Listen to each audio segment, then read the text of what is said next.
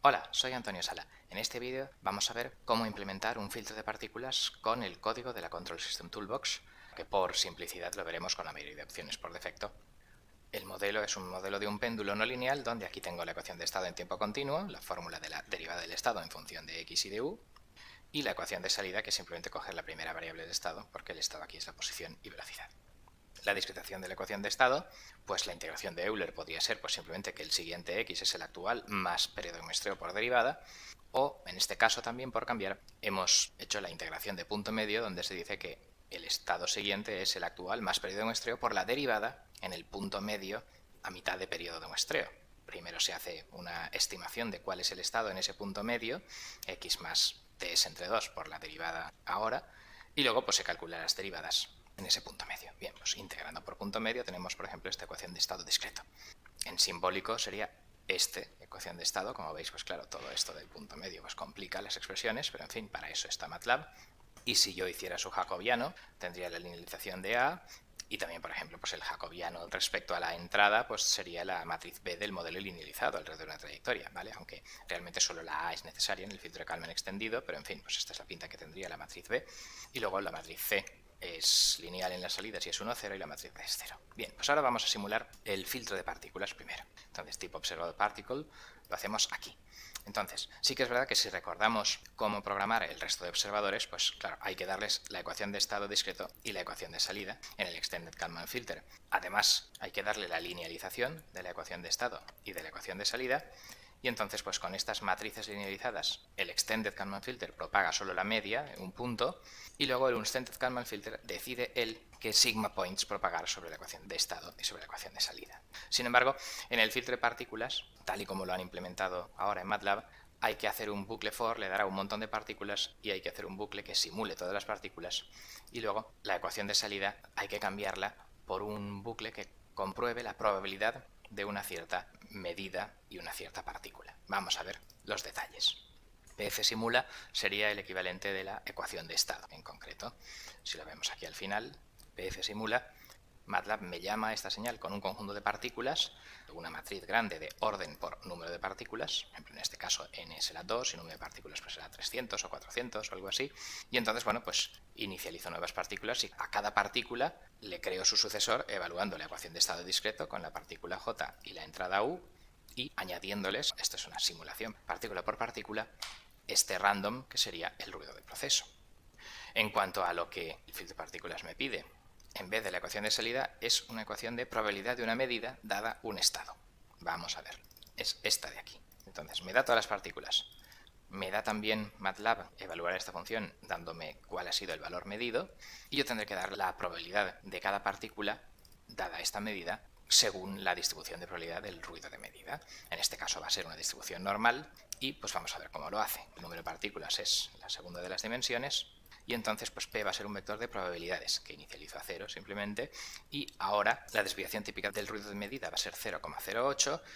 Recorro todas las partículas y primero calculo, pues claro, con la ecuación de salida, las partículas son estados que estoy simulando en mi observador, entonces pues el estado y la acción de control metido en la acción de salida me dará la salida asociada a cada una de las partículas, que en este caso del péndulo en concreto es simplemente el primero de los dos componentes, pero en fin, esto es genérico. Entonces, si el ruido de medida es de distribución normal, pues yo calculo la diferencia entre la medida y esta salida que yo debería haber medido si el estado fuera igual a esta partícula, y entonces pues esta diferencia, que en un observador se multiplicaría por una cierta constante, pues aquí yo lo divido por la desviación típica del ruido de medida, de manera que esto debería ser una distribución normal de varianza 1 si el estado fuera la partícula y la medida, digamos, estuviera corrompida por un ruido de medida de distribución normal, y bueno, pues con este error normalizado, digamos, pues lo meto en la probability density function de la distribución normal de la Statistic Toolbox y me da pues ese vector de probabilidad. ¿De acuerdo? Pues con esto tengo lo que sería la ecuación de salida en el filtro de partículas, que realmente ya no es la ecuación de salida, sino que el error de observación, medida menos la ecuación de salida de cada partícula, se calcula su distribución de probabilidad, que en este caso pues es, yo gasto las tablas de la distribución normal, pero podría ser pues uniforme o lo que fuera. Digamos, esa es la ventaja del filtro de partículas, que yo aquí podría poner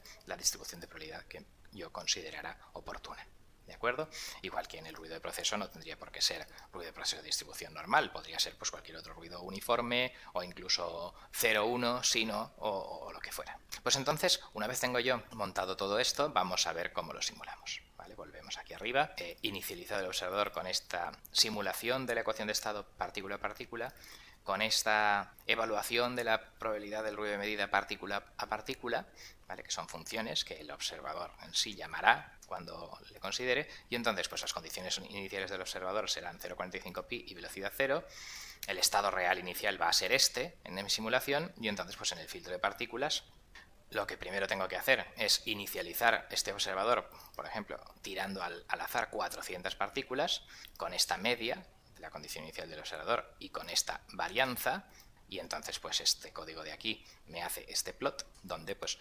la condición inicial real es aquí, pero esta es la media de las condiciones iniciales que yo le digo, porque claro, se supone que inicialmente es desconocida, y bueno, pues el filtro de partículas tira el dado 300 veces con la distribución normal de esta varianza, de manera que el 95% de las muestras pues estarán en un circulito de más o menos 2,5, habría que hacer cosas con la chi cuadrado, etcétera, izquierda y derecha de esto, bueno, pues lo que dé, y entonces ahora ya lo tendríamos preparado para entrar en el bucle de simulación, ¿vale? En el resto, Extended Kalman Filter o Unextended Kalman Filter, como se basan en la distribución normal, etcétera, le doy la desviación típica del ruido y las matrices de varianzas, covarianzas del ruido de proceso y del estimado inicial, porque todo es normal, y las condiciones iniciales en media, y esto es lo que necesitan los otros observadores, mientras que en este caso yo también le doy la media y la varianza del estado estimado y el número de partículas, pero lo que serían estas matrices de varianzas covarianzas de ruido de proceso y de medida realmente estarían programadas aquí,